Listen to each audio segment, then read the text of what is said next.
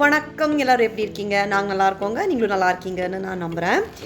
இன்றைக்கி நாங்கள் kitchen video தான் பார்க்க போகிறோங்க. ரொம்ப நாள் ஆச்சுங்க. எனக்கு வந்து நிறைய ஐட்டம்ஸ் நான் ஷூட் பண்ணி வச்சுருக்கேன். ஆனால் எனக்கு வந்து அதை கொலாஜ் பண்ணி ஒரு வாய்ஸ் ஓவர் கொடுத்து அப்லோட் பண்ணதான் டைம் கிடைக்க மாட்டேங்குது. எனிவேஸ், பட் இன்றைக்கி வந்து நான் ஒரு சூப்பரான கத்திரிக்காய் கொத்தும் பொங்கலும் பண்ணியிருந்தேன். ஸோ அதான் உங்களுக்கு அப்லோட் பண்ணுறேன். இந்த கத்திரிக்காய் கொத்து வந்து நீங்கள் நான் செய்கிற மாதிரி செஞ்சு பாருங்கள். அது வந்து நீங்கள் பொங்கலுக்காகட்டும் இல்லை வந்து ரைஸ்க்காகட்டும் அவ்வளோ சூப்பராக இருக்கும். ஃபஸ்ட்டு வந்து ஒரு 1.5 டேபிள் ஸ்பூன் கடலைப்பருப்பு வந்து ஒரே ஒரு ஸ்பூன் எண்ணெயை விட்டு நீங்கள் நல்லா வறுத்துக்கணும்.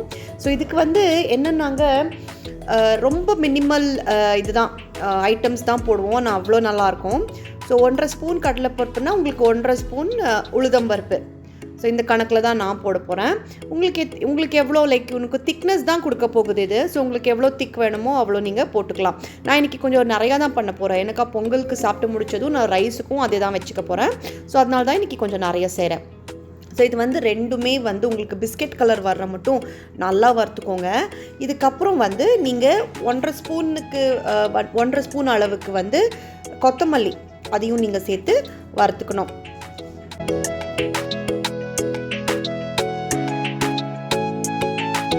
கத்திரிக்காய் கொத்து வந்து நீங்கள் நிறைய விதமாக ட்ரை பண்ணியிருப்பீங்க. ஆனால் சுட்டு நீங்கள் ட்ரை பண்ணியிருப்பீங்களா கத்திரிக்காவான்னு எனக்கு தெரியாது. இதை மட்டும் ஒரு வாட்டி செஞ்சு பாருங்கள். நீங்கள் அப்புறம் எனக்கு தேங்க்ஸ் சொல்வீங்க. ஸோ நான் வந்து எண்ணெயிலேயே வந்து நல்லா இதை வந்து வறுத்துட்டு தேவையான அளவு காஞ்ச மிளகா வந்து நான் ஒரு 4-5 தான் போட போகிறேன். இது எனக்கு அவ்வளோ காரம் வராது. உங்களுக்கு காரத்துக்கு ஏற்ப போட்டு நீங்கள் இதையும் நல்லா ஃப்ரை பண்ணி வச்சுக்கோங்க. இவ்வளோதாங்க. இதை ஆறவிட்டு நாங்கள் பொடி பண்ணிக்க போகிறோம். ஸோ இதுதான் வந்து எங்களுக்கு பொடிக்கு தேவையான ஒரு மசாலா. இது அதனால தான் வந்து எண்ணெய் நிறைய விடக்கூடாது, அப்போது வந்து பொடி ஆகாது. இப்போது நான் கத்திரிக்காய் எடுத்திருக்கேன், ஒரு 6 கத்திரிக்காய். எனக்கு வந்து இந்த குண்டு கத்திரிக்காய் ரொம்ப பிடிக்கும் கொத்துக்கு. ஸோ இதை என்ன பண்ணேன்னா வாஷ் பண்ணிவிட்டு அங்கங்கே ஸ்லிட் பண்ணி வச்சுருக்கேன். ஒரு 4-5 கோடு சும்மா கீரல் போட்டு வச்சுருக்கேன். ஏன்னா இது வந்து டைரெக்டாக எடுத்து நாங்கள் அடுப்பில் வச்சு சுட போகிறோம் இந்த மாதிரி. ஸோ நீங்கள் எப்படி சுடணுன்னாங்க, அது நல்லா ஸ்மோக் வரும் எப்படியும். ஆனால் உங்களுக்கே தெரியும் அது சாஃப்டாகிடும். அந்த மட்டும் நீங்கள் அதை நல்லா சுட்டு எடுத்து ஆற வச்சுட்டு அதுக்கப்புறம் அது மேலே இருக்கிற தோலை எடுத்துகிட்டு நாங்கள் அதை வந்து ஸ்மாஷ் பண்ணிக்க போகிறோம். ஸோ அந்த ப்ராசஸ் தான் நான் இப்போ உங்களுக்கு காட்டிகிட்ருக்கேன். இது நல்லா சுடணுன்னா நீங்கள் ரொட்டேட் பண்ணி 4 பக்கமும் நல்லா நீங்கள் இதை சுட்டுக்கோங்க. அப்போ தான் வந்து உங்களுக்கு நல்லா வெந்திருக்கும் உள்ள. அப்புறம் இந்த ஸ்மோக்கி ஃப்ளேவர் வந்து அந்த கத்திரிக்காய்க்குள்ளே இறங்கியிருக்கோங்க. அப்பா சான்ஸே கிடையாது, அவ்வளோ டேஸ்ட்டாக இருக்கும். அந்த ஸ்மோக்கி ஒரு ஃப்ளேவருக்கும் அந்த மசாலாக்கும் உங்களுக்கு சாப்பிட அவ்வளோ சூப்பராக இருக்கும். ஸோ இந்த மாதிரி எடுத்து வச்சு ஆற வச்சு அதை நாங்கள் தோலை வந்து எடுத்துக்கலாம்.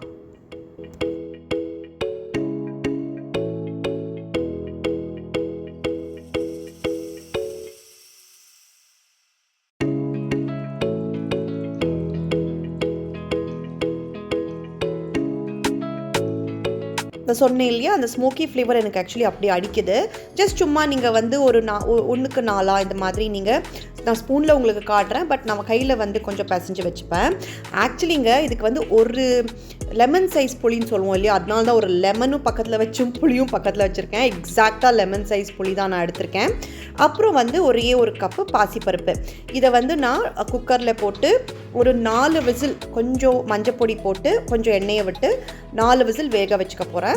அப்புறம் வந்து தாளிக்கிறதுக்கு ஐட்டம்ஸ் என்னென்னா நீங்களே பார்க்குறீங்க. இப்போது பூண்டு வந்து கொஞ்சம் நிறையா எடுத்திருக்கேன், கருவேப்பிலை ஆப்வியஸ்லி, அண்ட் இது காஞ்ச மிளகா, சின்ன வெங்காயம் போட்டால் அவ்வளோ டேஸ்ட்டாக இருக்கும். ஸோ 20 பல்லு சின்ன வெங்காயம், அப்புறம் ஒரு 1.5 தக்காளி எடுத்திருக்கேன். 1-2 தக்காளின்னு வச்சுக்கோங்களேன். அப்புறம் ஒரு கடாயை வச்சு அதில் வந்து கொஞ்சம் நீங்கள் ஒரு 4-5 டேபிள் ஸ்பூனு எண்ணெயை விட்டு நீங்கள் வந்து கடுகு போட்டுக்கணும். கடுகு போட்டு நல்லா பொரிச்சதும் நாங்கள் ஒரு ஐட்டமாக போட்டு தாளிக்க போகிறோம். பேசிக்காக என்ன பண்ண போகிறோம், நாங்கள் வந்து கடுகு உளுத்தம்பருப்பு போட போகிறது கிடையாது. கடுகு அப்புறம் கார்லிக் நாங்கள் இது பண்ண வச்சுருந்தோம் இல்லையா, சின்னதாக சாப் பண்ணி அது, அப்புறம் சின்ன வெங்காயம் முழுசாக சின்ன வெங்காயம் இருந்தால் கத்திரிக்காய் கொத்து இன்னும் டேஸ்ட்டாக இருக்குங்க. நான் மோஸ்ட்லி முழுசாக தான் போடுவேன். எனக்கு அந்த வாயில் வந்து அது முழுசாக கிடச்சா அது சாப்பிடும்போது ரொம்ப பிடிக்கும். ஸோ அதையும் எல்லாம் பேசிக்காக நல்லா வறுத்துட்டு நாங்கள் மசாலா போட போகிறோம். ஸோ வாங்க அந்த ப்ராசஸ் தான் நான் உங்களுக்கு காட்டுறேன்.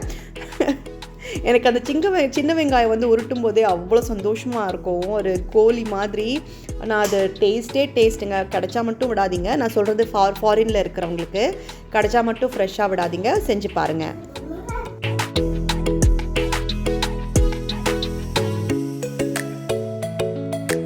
சின்ன வெங்காயத்தை நல்லா வந்து எண்ணெயிலேயே அது நல்லா டாஸ் பண்ணிக்கோங்க. அது டேஸ்ட்டே தனிங்க. நீங்கள் போட்டு செஞ்சு பாருங்கள் கொச்சுக்கு. அப்புறம் வந்து எடுத்து வச்ச கருவேப்பிலையும் நான் காஞ்ச மிளகாவும் போட்டுக்கிறேன். கருவேப்பிலை கொஞ்சம் நிறைய சேர்த்துக்கிறேங்க, ஏன்னா கருவேப்பிலையும் இதுக்கு ரொம்ப டேஸ்ட் கொடுக்கும். நல்லா இதை ஃப்ரை பண்ணிக்கலாம்.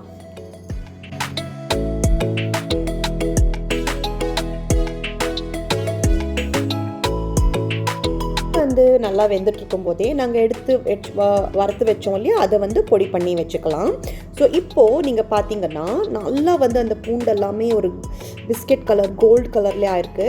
இந்த ஸ்டேஜில் நான் வந்து ஒரு 1/4 டேபிள் ஸ்பூன் பெருங்காயத்தூள் சேர்த்துக்க போகிறேன். பெருங்காயத்தூள் சேர்த்துக்கும் போது என்னங்க ஆகுதுன்னா உங்களுக்கு ஜீரணத்துக்கு நல்லாயிருக்கும். லைக் பருப்பெல்லாம் போடும்போது உங்களுக்கு ஜீரணம் வந்து நிறையா ஈஸி ஆகும். ஸோ இதுக்கப்புறம் வந்து நீங்கள் 1-2 டொமேட்டோ நான் சொன்னேன் இல்லையா, அதை எடுத்து போட்டு நல்லாவே வந்து இதை நாங்கள் வேக வச்சுக்கலாம்.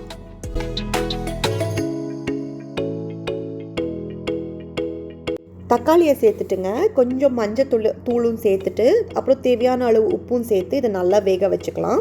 ஸோ அது வந்து நீங்கள் ஒரு மீடியம் ஃப்ளேமில் விட்டுருங்க, அப்படியே நல்லா வேகட்டும். ஓகே, நான் சொன்னேன் இல்லையா, மஞ்சத்தூளும் அப்புறம் உப்பும் சேர்த்துட்டு நல்லா வேகட்டும். நீங்கள் நல்லா மீடியம் இதுலேயே வந்து அதை டாஸ் பண்ணி வேக வச்சுக்கோங்க.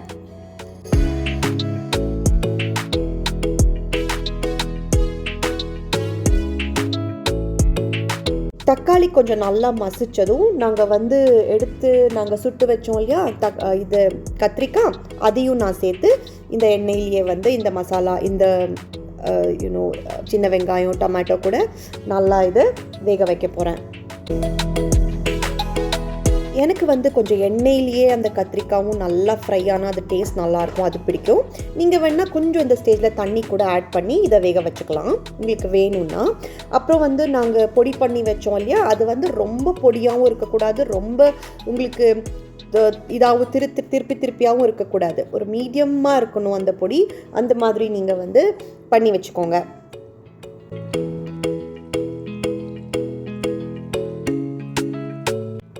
கத்திரிக்காய் ஒரு 2-3 நிமிஷம் நல்லா வெந்ததும் நான் வந்து புளி தண்ணி, நான் சொன்னேன் இல்லையா ஒரே ஒரு எலுமிச்சம்பழம் சைஸ் புளி தண்ணி, அதையும் நாங்கள் சேர்த்து இது வந்து இன்னும் கொஞ்சம் தேவையான அளவு உப்பு, ஏன்னா புளி சேர்த்ததுக்கப்புறம் நாங்கள் உப்பு செக் பண்ணணும் எப்படியும். ஸோ இது தேவையான அளவு கல்லுப்பு தான் ஆட் பண்ணி நான் அதை வந்து நல்லா வேக வச்சுக்கிறேன்.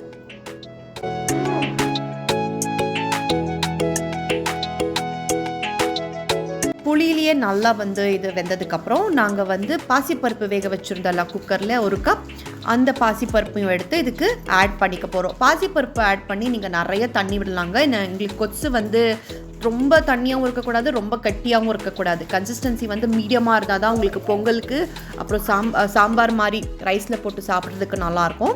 அதை மட்டும் பார்த்து உங்களுக்கு என்ன கன்சிஸ்டன்சி வேணுமோ செக் பண்ணிக்கோங்க. உப்பை செக் பண்ணிக்கோங்க.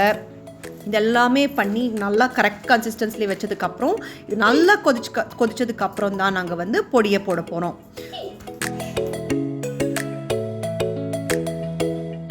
நல்லா இந்த வந்து கொதிக்கிறப்போ இந்த நான் பண்ணி வச்ச பொடியை எடுத்து நாங்கள் ஆட் பண்ணிக்கலாம்.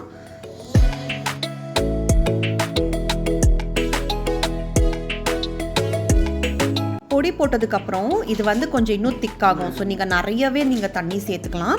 நான் வந்து இன்னும் நிறைய தண்ணி சேர்த்து உப்பெல்லாமே கரெக்டாக இருக்கான்னு செக் பண்ணிவிட்டு அதை இன்னும் வந்து ஒரு 5 நிமிஷத்துக்கு ஸ்லோ ஃப்ளேமில் கொதிக்க வைக்க போகிறேன்.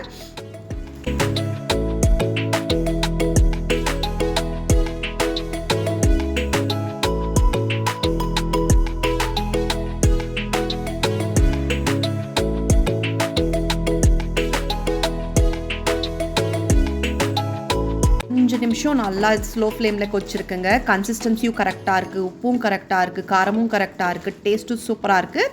ஃபைனலாக வந்து கொத்தமல்லி தழை போட்டு நான் இதை வந்து ஃபினிஷ் ஆஃப் பண்ண போகிறேன். அவ்வளோதாங்க, நம்ம கத்திரிக்காய் கொத்து சூப்பராக ரெடி ஆகிடுச்சு. இப்போ வந்து பொங்கலுக்கு தாளிச்சிக்கலாம். பொங்கலுக்கு வந்து நான் பாசிப்பருப்பும் ரைஸும் வேக வச்சாச்சு.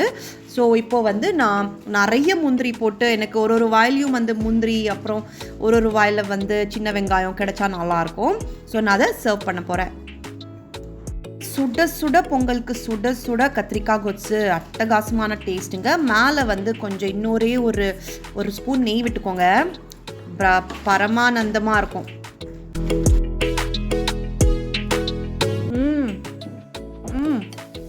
Excellent, super. நீங்களும் இதை பண்ணி உங்கள் ஃபேமிலி கூட என்ஜாய் பண்ணுங்கள். மறுபடியும் நான் ஒரு சூப்பரான வீடியோவில் உங்களை சந்திக்கிறேன். Until then, take care. Bye-bye.